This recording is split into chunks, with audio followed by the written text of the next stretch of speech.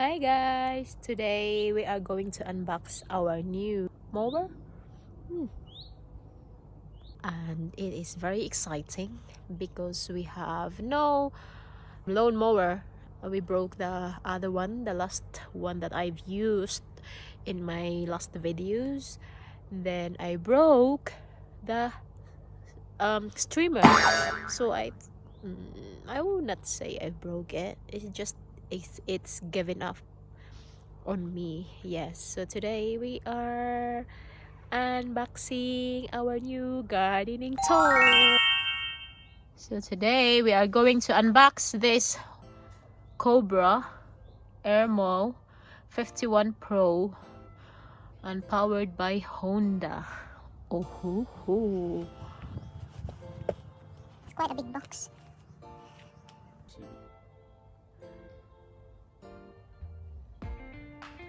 So this is the Cobra hover mower. We did originally order a Flymo XL500, but that was out of stock, and we accepted this as a substitute. So we don't know too much about them. They're originally a garden supplier that's moved into making mowers. They do a range, and this is their hover mower. It's got the Honda GCV 160 engine on it, which is pretty much top of the range. So we're going to open it up and see how it looks, assemble it and see how it runs.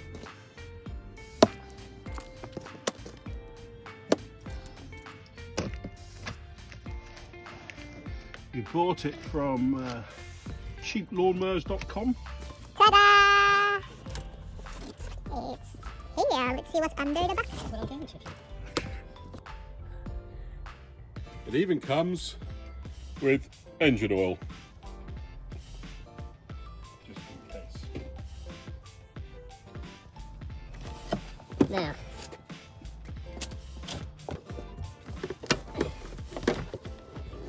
Is it heavy? it's quite heavy. Oh my, what's that? This is the wheel attachment, which, unlike the Flymo, with the Cobra this comes as standard. They're about an extra 70 or 80 pounds with Flymo hover mowers. It's just there to help you transport to and from where you're mowing because they're quite heavy to carry. Oh, shiny.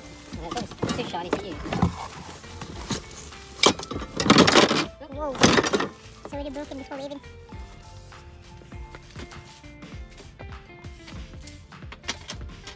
Now, Come on, be strong.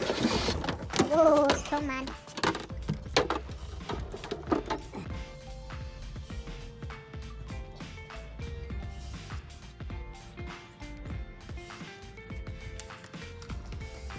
I need a suitable stand. One of the criticisms I found online about this was that the instructions weren't particularly clear, and I would have to say these pictures are rather small for a person with my eyesight, quite intriguing to follow, and I'm hoping it will make sense as we go.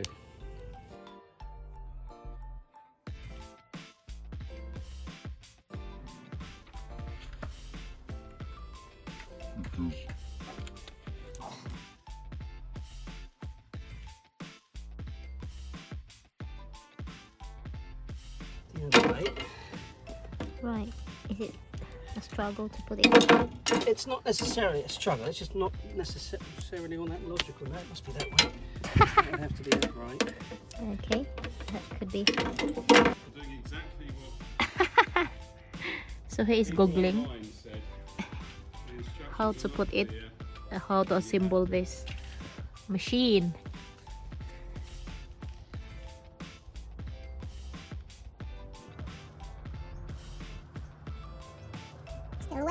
Still waiting. Still waiting for the Google to tell us how to assemble it and which way it goes, the handle. I think that's where the trouble is. So for anyone like me that's not an expert on lawnmowers, I will concur with a lot of the online reviews that said the pictures were a little bit difficult to follow and you have to look at a picture online, and maybe this will help you.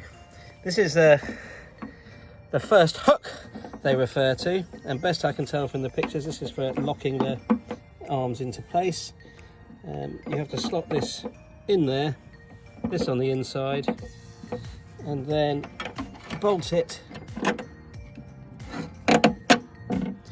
onto there. There's not even a washer, so it's not going to be that tight when I look at it. Oh, it's a self-locking nut, so I suppose that may help when the time comes.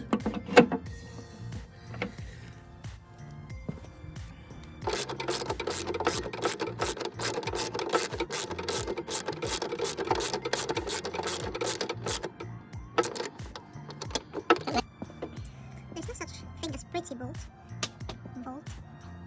So obviously it's not very attractive. The other piece to note, if you just zoom back a little bit, the Cobra, as written, is the front of the mower, and the arms, control arms, come back this way. The shape of the engine confused me, and where the wires were leading confused me, so I spent some time trying to work out how everything fitted because I was looking at it the wrong way round. So This is the just front. note, Cobra's the front. That's right. As always. Arms in place. Slot it in.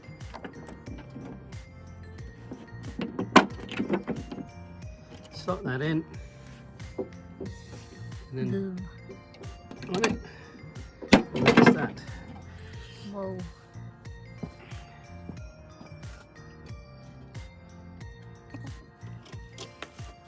Same on the other side. And that's locked in.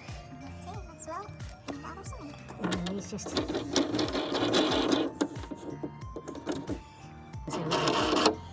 Whoa. You like this here?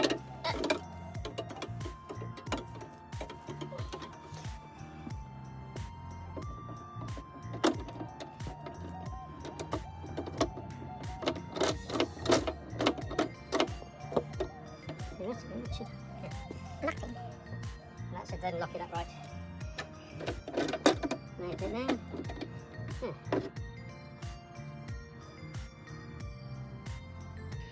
For the record, I'm diverging from the instructions because they all appeared a bit nonsensical. So, like my compatriots who gave this 1 star because of the instructions, though I'm not going to go that far, we'll see how it works.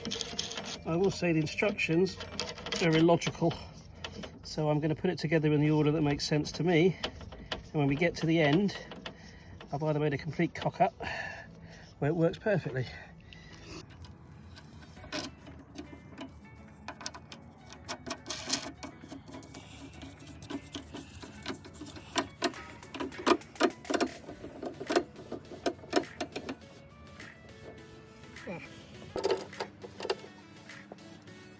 Seems settled. Along.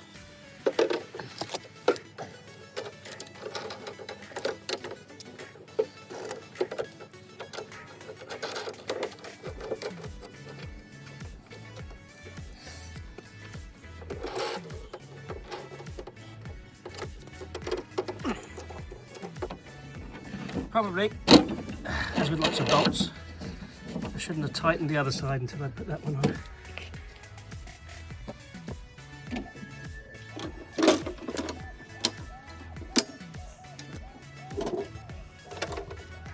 There we go. That seems to work. And as I understand it, you loosen that. Let's see if this works.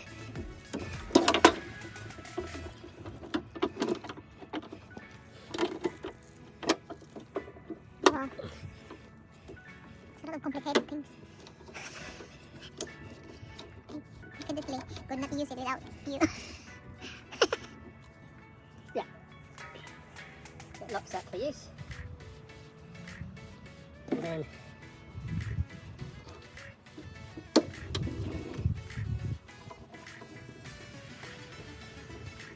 locks down for transport. That seems fair enough. It's taller than me. Probably find I should have put this on. So for anyone that noticed my deliberate error, that should have gone on before I attached the arms. What is that? That's the choke. That's the accelerator, if you like. Okay. Fast and slow. Fast and slow. Jeez. Lots of things to remember.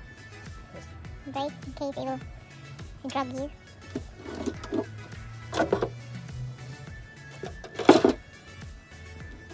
And for a short like me, it goes up to my chest. When you're using it, obviously. My gosh. Short ass problem. Oh wow, that's cool. Let's see how long will it take until I will bend that blade just like the other ones. Right, that's meant to come.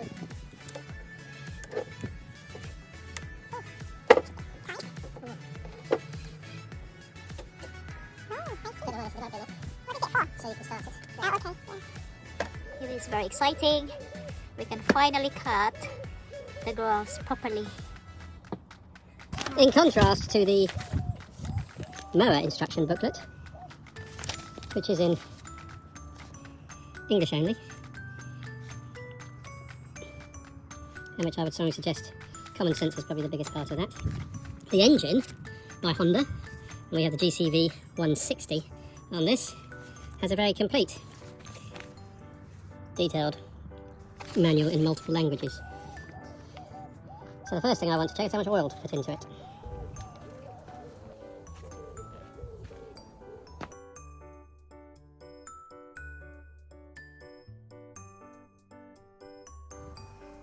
How exciting. Very, very exciting. And just to be interesting, this pack has got Half a litre. nope, 600 millilitres, so I've got to leave a little bit. Alright. I was a bit paranoid with these bits on the top. One day I'm going to chuck some in the engine. Funnel in. Oh. Slowly, slowly. Uh-oh. Uh-oh. That's no more shiny. So, as my wife has pointed out, gently does, it'll get a better funnel. Imbudo.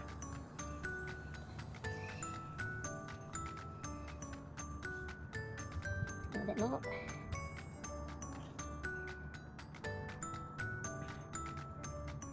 Ah. I've got 400 millilitres in.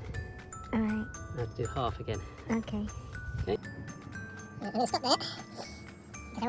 So on the dipstick, we're pretty much there. I'm sure once it runs through the engine that might go down a little bit, but we've put about 450 so far, so I may top it up later. Second thing, one needs petrol. Petrol goes in here. And it is set to take unleaded petrol. However, I have learnt a few things this summer with petrol mowers. And one of the things I've learnt is don't use cheap supermarket petrol. If you're in the UK, you'll know what I mean. This often causes problems for mowers. I can't remember what the mowerman said, low ethanol I think. The other golden rule, don't use old petrol. I use these plastic jerry cans, take about 5 litres. I used to fill up 3 of them, and of course they'd last me years if I wasn't in a particularly mowy mood. About 30 days is what the manufacturers recommend on petrol. If it's older than 30 days, they suggest you put in something like this. There are different brands. This is a Hater one, and it's an additive. You put it into the petrol, certainly if it's older petrol, and it should mitigate any problems with it. So, fresh petrol and not supermarket petrol. What I've learnt this week, and I'm not quite sure what that's for. I'll take that out. I haven't read the instruction manual as to exactly what amount of fuel it takes, so I'm going to do it by eye. There's a filter on this funnel. Wasting. Yeah, no, filled it already. That's quick. Mm. What was that? Oh, the smell. I love the smell of it.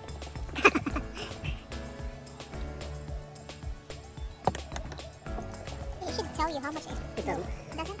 Well, Yes, that's what that's for. yeah. A bit more.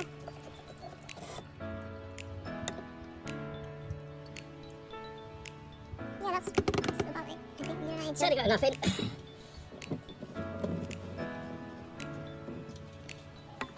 Put the cap back on. We'll see. Not quite yet. Oh. The other thing to check is you have a fuel valve here. The instructions tell you which is that this way is open and this way is closed. So you need to make sure that is open before you start. Open and okay, it's going down.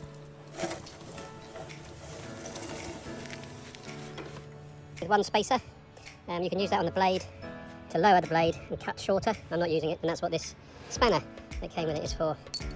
I'd recommend using a torque wrench. They tell you what the torque recommendation is on it. I have under tightened the blade before and then did a bit down from my lower. Here.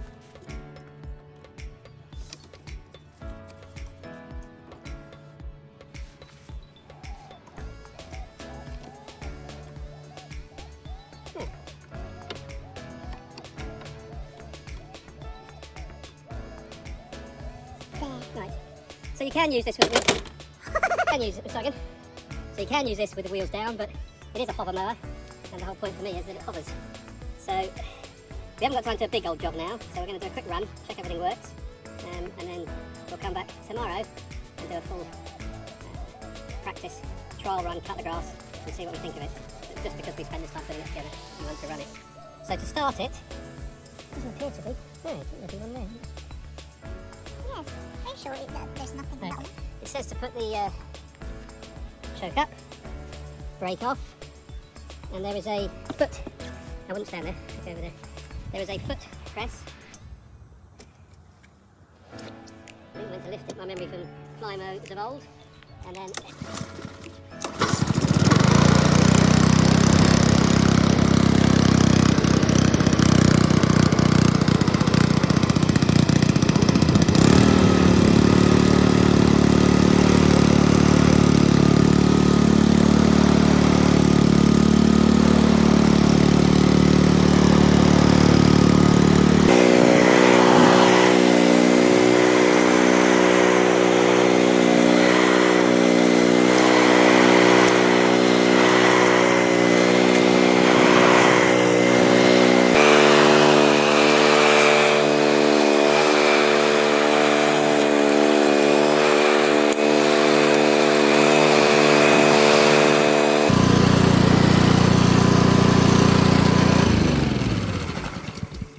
Whoa, how is it? Is it easy to push and pull?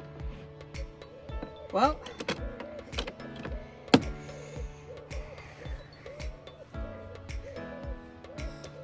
one interesting little thing I've learnt, Yes. some of the negative feedback about this was that it didn't hover. And for the early part, I was thinking, oh, it's a bit of a struggle on this hover. And then, because it's not the world's greatest kickstand, this came off. And once this was moving freely and the mower was able to lie flat on the grass, the weight lifted and it started to hover quite nicely. So I say, for anyone that uses it and thinks, oh, it's not hovering, don't use it with this lock on, because that sets the angle of your handle and therefore affects the body's ability to float. Right. So it's quite easy. It's not a light mower, and certainly be interesting to see Mrs. mowing with it later. But for hills, banks, yeah. We'll see how we do. It's a little bit wet today, and when we mow properly, we'll see. At first glance, perhaps we do want to cut it a bit shorter than this, but we bought this for the rougher parts of the garden, so we'll take a view on that once we've done one cut. Bump. Okay.